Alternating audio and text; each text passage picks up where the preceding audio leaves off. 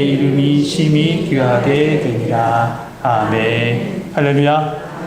수요기대 나오신 우리 모든 성도들을 환영합니다. 가장 영향력이 있고 사도시대 이후에 가장 영향력이 있고 가장 유능한 설교가라면 단연코 영국의 찰스 스펄천 목사님을 꼽을 겁니다. 1986년에 그 목사님께서 신무하시는 교회에 교인의 수가 어느 정도가 되냐면 약 4,366명 정도 됐답니다. 근데 이 숫자는 당시 세계에서 가장 큰 교회였습니다. 그런데 어느 날 목사님이 성도들에게 이런 이야기를 하는 겁니다. 사랑하는 형제 자매 여러분, 주님을 향하여 가슴이 뜨거운 사람 12명만 있다면 삭막하고 고독한 이 런던이 기쁨이 충만한 땅으로 변화될 겁니다. 그러나 4,366명이 있다 할지라도 전부가 다 미지근한 성도라면 아무것도 할 수 없을 겁니다. 성도 여러분, 우리 교회는 말씀으로 깊게, 기도로 뜨겁게, 성교로 넓게 세워진 교회와 성도가 되어야 될 줄 믿습니다. 하나님께서 그렇게 만드실 겁니다. 오늘 새벽에 기도하는데 이 마음을 주신 거예요. 말씀으로 깊게, 기도로 뜨겁게, 성교로 넓게 말이죠. 그래서 제가 말씀을 받아 적었습니다. 새벽 시간에 가끔 제가 기도하다 말고 중간에 펜을 들거나 핸드폰을 뭔가 끄적끄적거리면 이해해 주십시오. 주님이 주신 마음과 생각을 적는 시간이거든요. 그런데 오늘 새벽에 이 마음을 주신 거죠. 수요 기도회는 말씀으로 깊어지고 특별히 기도로 뜨거워지는 시간입니다. 미지근한 신앙은 되지 않습니다. 미지근 신앙은 안 됩니다. 여러분, 이 시간에 성령의 뜨거운 임재 속에서 하나님의 인도하심을 받는 은혜의 시간 되시길 주님의 이름으로 축복합니다. 오늘 보면은 그 이튿날이라고 하면서 지금의 그 시간적인 때가 어느 때인지를 알려주는 말로 시작합니다. 그런데 여러분, 우리는 앞선 본문에서도 봤지만 말씀이 시간의 순서 따라 기록된 것이 아니라 다윗에 대한 사람들의 반응 중심으로 기록되었다는 것, 우리가 지난 시간에 같이 나눴었습니다. 먼저 요나단의 반응을 봤죠. 하나님이 그에게 다윗을 사랑하는 마음을 주심으로 말미암아 그 주 안에서 다윗과 요나단은 하나가 되어 한 마음이 됩니다. 이렇게 요나단에게 다윗을 사랑하는 마음을 주셨다는 건 그는 몰랐지만요, 다윗이 하나님의 약속의 왕, 그러니까 예수 그리스도를 예표하고 있기 때문에 그를 사랑하게 하심으로 말미암아 하나님의 언약을 이루어 가시는 과정이었습니다. 그래서 요나단은 그 마음 따라서 왕의 증표가 되는 자기의 겉옷과 군복과 칼과 활과 띠를 다 다윗에게 주어 보내고 심지어 후에는 이렇게까지 고백합니다. 너는 이스라엘 왕이 될 것이다. 그리고 너 뒤에 내가 될 것이다. 이 모든 것 아버지와 나도 알고 있다. 이렇게까지 얘기하죠. 다윗이 먼저 될 것까지, 왕으로 세워질 것까지 고백해요. 여러분, 어떻게 사람으로서 이와 같은 반응을 보일 수 있을까요? 하나님께서 사랑하는 마음 주시고 성령님께서 그의 마음을 감동하시니까 가능하게 된 거죠. 사람의 마음으로 되지 않습니다. 하나님의 인도하심과 성령님의 감동이 있기 때문에 그래요. 결국 그 성령님의 감동을 통해서 요나단은 다윗의 마음과 하나 되고 특별히 다윗을 사랑하는 모습을 보게 됩니다. 이게 첫 번째 반응이었어요. 두 번째 반응이죠. 두 번째 반응은 여인들의 찬양 속에서 드러납니다. 전쟁을 이기고 돌아오는 사울과 다윗을 향해서 여인들이 찬양합니다. 어떤 찬양을 합니까? 사울이 죽인 자는 천천히요, 다윗이 죽인 자는 만만이다 라는 찬양을 하죠. 사람들이 이렇게 노래한 건 둘을 비교하면서 사울이 낮고 다윗이 더 높다라는 찬양이 아닙니다. 이 찬양의 원어적 뜻은 점점 더 이 나라가 강성해져 간다 라는 뜻의 찬양이었어요. 그러나 하나님을 찬양한 것이 아니라 사람을 찬양하는 이 노래 가운데 사울은 그 마음에 미움과 질투가 심겨집니다. 그리고 다윗을 예의주시하면서 언제든지 죽이려고 하는 그 마음을 갖게 되는 계기가 돼요. 여러분, 하나님께서 높임받아야 될 그 자리에 사람이 높임받을 때 이런 분란의 불길이라 합니다. 성도 여러분, 우리의 모든 것이요, 하나님의 은혜와 하나님의 인도하심 속에 이루어졌다는 사실을 잊지 맙시다.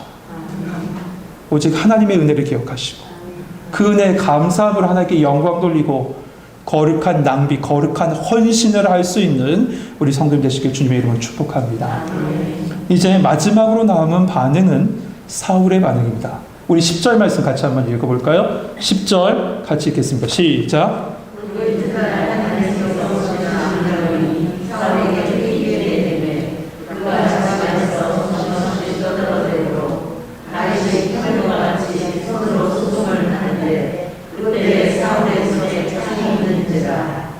아멘. 블레셋과의 전투를 마치고 승리하고 돌아온 그 다음날 질투와 시기심에 미움으로 사로잡혔던 사울에게 악한 영이 강하게 임합니다. 그러자 어떻게 됐냐면 말씀해 보면 정신없이 떠들어댔다라고 돼 있어요. 여러분, 이 정신없이 떠들어댔다라는 이 말은 정신없이 예언했다, 미친 듯 예언했다라는 뜻입니다. 그런데 사울은 이런 경험을 미리 해봤었습니다. 이미 이런 경험이 있어요. 사무엘상 10장에서 보면요, 사무엘을 통해서 너가 왕이 될 거야 라는 이야기를 듣고 난 후에 사무엘에 이어서 3가지 증표가 너에게 임할 것이다 라고 합니다. 그 중에 마지막 증표가 뭐냐면 선지자들과 함께 너가 나중에는 예언하게 될 것이다, 이렇게 증표를 말합니다. 이 말을 듣고 돌이켜서 집으로 가려는 이 사울에게 마침 산에서부터 내려오는 이 선지자 무리와 만나게 됩니다. 근데 그 순간에 어떻게 되죠? 하나님의 영이 그에게 임함으로 그 자리에서 예언하게 돼요. 그 모습을, 사울의 이전의 모습을 알고 있던 사람이 그 모습을 보고 이렇게 얘기합니다. 사울도 선지자 중에 있느냐? 이것이 이스라엘의 속담이 되기까지 하죠. 이처럼 사울은 지금 미친 듯이 예언하고 있는 거예요. 다만 그때와 달리 어둠의 권세에 사로잡혀서 지금 예언하고 있습니다. 여러분, 사울은 그때도 예언했고 지금도 예언하고 있어요. 그러나 그 차이는 천지차이입니다. 왜냐하면 하나님의 영의 임재와 악한 영의 임재에 이 차이가 있기 때문에 그래요. 여러분의 삶도 이렇게 달라집니다. 같은 예언을 해도 누구의 인도하심, 누구의 이끄심에 따라 우리 삶이 달라지는 거죠. 요리사의 손에 들려진 칼은 요리하는 아주 귀한 도구로 사용되지만 살인자의 손에 들려진 칼은 사람을 죽이는 살인 도구가 됩니다. 여러분, 이처럼 누구의 인도하심 따라, 누구의 이끄심 따라 사는 것이 너무나도 중요해요. 오직 하나님께 붙들림 받고 하나님의 인도하심과 하나님의 이끄심 속에 살아가는 우리 성도님 되시길 주님의 이름으로 축복합니다. 여러분, 어둠의 권세는 말할 것도 없어요. 어둠의 권세가 우리를 붙잡으면 말할 것도 없어요. 그런데 한 가지 더 우리가 생각해 보죠. 내가 나를 붙들고 있으면 그것 또한 문제예요. 내가 내 인생 또한 붙들고 이끌어 나가면 어떻게 되냐면 내가 그 칼을 잡고 칼춤 춘다니까. 내가 내 인생에 칼을 잡고 칼춤을 춰요. 그러면 어떻게 되면 옆에 있는 사람 다 상처받고 다 다치고 다 죽어나가는 거예요. 여러분, 오징어 게임의 대표적인 그 명대사 있죠? 그 말을 이때 쓰는 거예요. 다 이러다 다 죽어, 이 말을 이때 쓰는 거예요. 우리의 인생에 우리의 칼을 잡고 흔들면 내 옆에 있는 사람 다 다쳐요. 다시 한번 소망합니다. 하나님의 이끄심과 하나님의 인도하심 속에 살아가는 성도 되시길 축복합니다. 이렇게 어둠의 권세에 눌려있던 사울 옆에 누가 있었습니까? 다윗이 있었습니다. 다윗은 오늘 말씀해 보니까 이전에 행한 대로, 평소에 행한 대로 그 손에 들고 있던 수금을 타고 사울의 영혼에 평안이 깃들길 바라며 찬양하고 연주하고 있어요. 그리고 기도하고 있죠.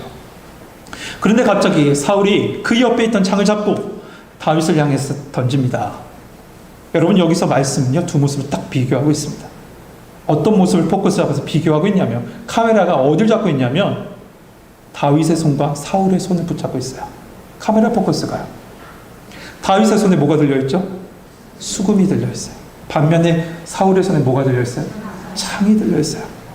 한 사람은 하나님의 영이 충만함으로 그 손에 수금을 들고 찬양하는 반면, 다른 한 사람은 어둠의 권세에 눌려있으므로 그 손에 들고 있는 창을 하나님의 사람을 죽이는 데 써요. 여러분, 지금 여러분은 누구의 붙들림바 되어 있고 지금 무엇을 들고 살고 계세요? 그리고 그것을 가지고 지금 뭘 하고 계십니까? 오직 여러분, 하나님의 영에 붙들림 바 되어 하나님을 찬양하시고 하나님의 영광을 위해서 쓰임받는 성도 되시길 소망합니다. 결국 사울의 손에 들려진 창은 던져질 수밖에 없죠. 다윗을 죽이려고 던집니다. 특별히 11절 말씀 보면 그가 스스로 이르기를 내가 다윗을 벽에 박으리라 라고 합니다. 여기서 박다라는 단어, 낙하라는 히브리어 원어를 쓴데 이 낙하라는 말은 죽인다라는 뜻이에요. 그러니까 내가 다윗을 죽이겠다, 벽에 박아 죽이겠다라는 거예요. 근데 이 단어가 여인들의 찬양 속에서 이미 나온 바 있습니다. 사울이 죽인 자는 천천, 다윗이 죽인 자는 만만. 이 찬양 속에 죽인 자라는 단어가 낙하라는 똑같은 단어를 써요. 그러니까 이 말은 뭘까요? 사울은 그 여인들의 노래를 마음속에 품고 있었던 거예요. 그리고 그 말에 사로잡힌 바 된 거죠. 그 말에 사로잡힌 바 되니 다윗을 죽이려고 이 창을 던진 겁니다. 이러한 사울의 도발에 다윗은 2번이나 피해요. 이 2번이나 피했다는 것도 의미가 있는데 이것은 나중에 보죠. 나중에 볼게요. 이처럼 10절에서부터 11절에 보면 사울의 악행, 그러니까 악한 모습들이 보여주고 있다면 이후에 12절부터 마지막 30절까지는 이 사울의 모습과 다윗의 모습을 극명하게 대조하여 보여줍니다. 특별히 12절에서부터 16절 말씀, 그리고 28절에서부터 30절 말씀은 처음 이야기와 마지막 이야기가 같은 이야기를 반복하는, 여러분 그 얘기 아시죠? 수미상관 방식이라고. 처음 이야기와 마지막 이야기가 같은 방식의 이야기를 얘기하는데 동일한 이야기를 반복해서 똑같이 이야기하고 있어요. 12절부터 16절, 28절에서부터 30절. 그리고 그 사이에 어떤 한 에피소드를 딱 넣었는데 그 에피소드가 뭐냐? 결혼 에피소드예요. 이렇게 삽입된 구조로 전체가 이루어졌습니다. 그러니까 이 말씀을 분석하면 이거죠. 앞뒤에 하나님께서 하시고자 한 말씀 딱 배치해놔요. 그리고 이 말씀을 확실하게 보여주는 한 사건의 예로 한 사건을 딱 삽입해서 보여줘서 이 메시지를 아주 강화하고 있는 모습을 보여주죠. 그렇다면 여러분은 하나님께서 말씀하시고자 한 메시지는 뭘까요?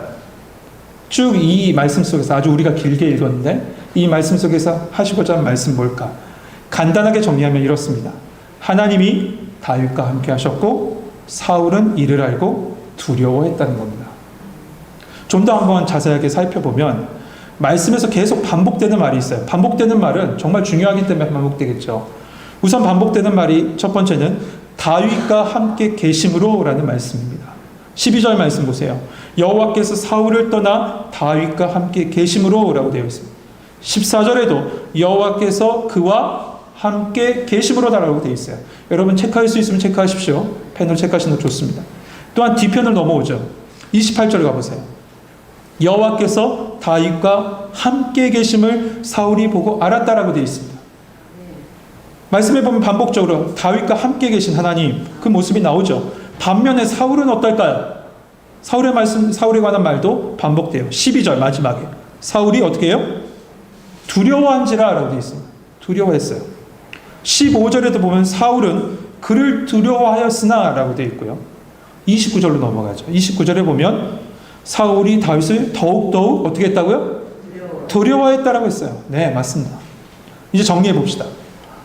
하나님이 다윗과 함께 하셨습니다. 그리고 그 모습을 이 사울이 봤는데 그로 말미암아 다윗을 어떻게 해요? 두려워했어요. 그런데 여러분 하나님께서 다윗과 함께 하시니까 그에게 어떠한 일이 일어난 줄 아십니까? 2가지 일이 일어났는데 첫 번째는요. 다윗을 하나님께서 지혜롭게 행하게 하셨어요. 지혜롭게요. 14절 볼까요? 14절 말씀에도 지혜롭게 라는 단어가 나와요. 15절에도 지혜롭게 행함을 보고 30절에도 보면 지혜롭게 행함에 라고 해요. 하나님께서 다윗으로 지혜롭게 행하게 하셨다는 거죠. 여러분 이 지혜롭게 행했다는 말은 그 말 그대로 자체로 지혜롭게 했다. 그 의미가 맞습니다. 근데 또 다른 의미가 있습니다. 다른 의미가 뭐냐면 그건 형통하게 했다는 뜻이 있어요. 지혜롭게 했다, 형통하게 했다.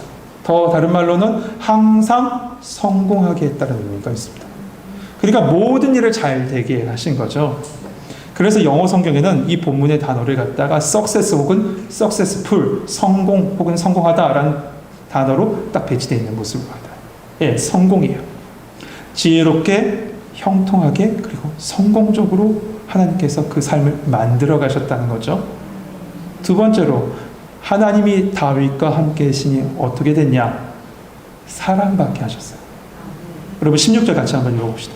16절 같이 읽겠습니다. 시작. 온 이스라엘과 야단은 다윗을 사랑하였으니 그가 자기들을 추격하기 때문이었더라. 아멘. 온 이스라엘부터 사랑받게 하셨고요. 후에 나오지만 미갈, 사울의 딸 미갈에게도 사랑받게 하셨습니다. 다윗에게도 고난의 길이 분명히 있었죠. 그러나 그 속에서 오늘 말씀을 쭉 이어보면 지혜롭게 모든 것을 이겨냈고, 그러므로 형통하게 되고, 결국 모든 사람부터 어떻게 해요? 사랑받게 됐어요. 이렇게 지혜롭고 형통하고 성공적이고 사랑받는 여러분 근본적인 이유가 뭘까요? 하나님이 맞습니다. 하나님이 함께 하시기 때문에 그래요. 그가 매력적이어서가 아닙니다. 그가 어떤 능력이 있어서도 아니고 어떻게 막 끌리는 어떤 그것이 있어서도 아니죠. 하나님이 함께 하심으로요. 여러분 오늘 이 시간에 하나님이 함께 하심, 임마누엘로 찾아오신 그 예수 그리스도, 그분을 붙잡고 기도하실 때 하나님의 지혜와 하나님의 형통과 하나님의 사랑이 여러분과 함께하길 소망합니다. 반면 사울은 어떻습니까? 사울은 다윗을 두려워했다라고 했어요. 그런데 다윗을 이렇게 두려워했는데요, 그럼에도 불구하고 이해가 되지 않는 일을 해요. 13절 말씀이에요. 같이 한번 읽어볼까요? 같이 읽겠습니다. 시작. 그러므로 사울이 그를 자기 곁에서 떠나게 하고 그를 총장으로 삼으며 그가 백성 앞에 출입하며. 아멘. 사울은 다윗이 두렵기 때문에 자기 곁을 떠나게 합니다. 네, 여기까지 이해가 돼요. 그런데 그 다음 말씀이요. 그를 누구로 삼았다고요? 천부장으로 삼았다는 건 우린 이해가 될 수 없어요. 아니, 아예 그냥 유배 보내면 되지. 왜? 아니면 집으로 다시 돌려보내던가 하면 될 텐데 왜 천부장으로 삼았을까? 왜 그랬을까요? 말씀에는 정확한 이유가 나오지 않아요. 그런데 이어지는 중간에 나온 그 결혼 에피소드 속에서 드러납니다. 이 사울은 블레셋과의 전투에서 약조한 바가 있습니다.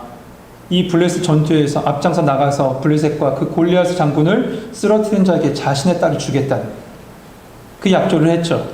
그래서 자신의 딸을 분명히 줘야 합니다. 그런데 두려움의 대상인 다윗에게 자기의 딸을 주기를 원했을까요? 누군들 이건 원하지 않았을 겁니다. 그래서 사울은 미적거리면서 이렇게 좀 딜레이 시키다가 다윗을 전쟁터로 보낸 거예요.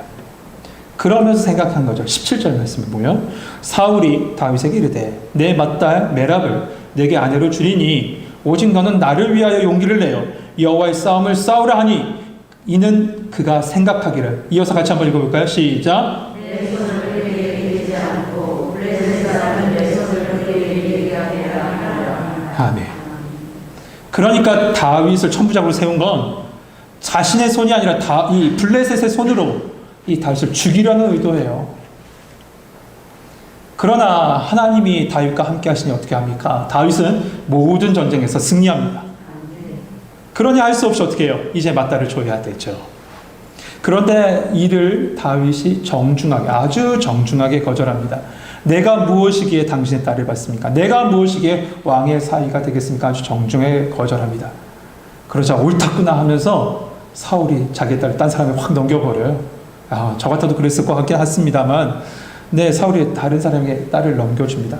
그런데 문제는 다른 딸인 미갈이 다윗을 사랑했습니다. 다윗을 사랑했어요. 이를 안 사울이 조건을 걸죠. 다윗에게. 블레셋 사람 100명의 표피를 갖고 와라. 그럼 결혼시키겠다. 이 말은 뭘까요?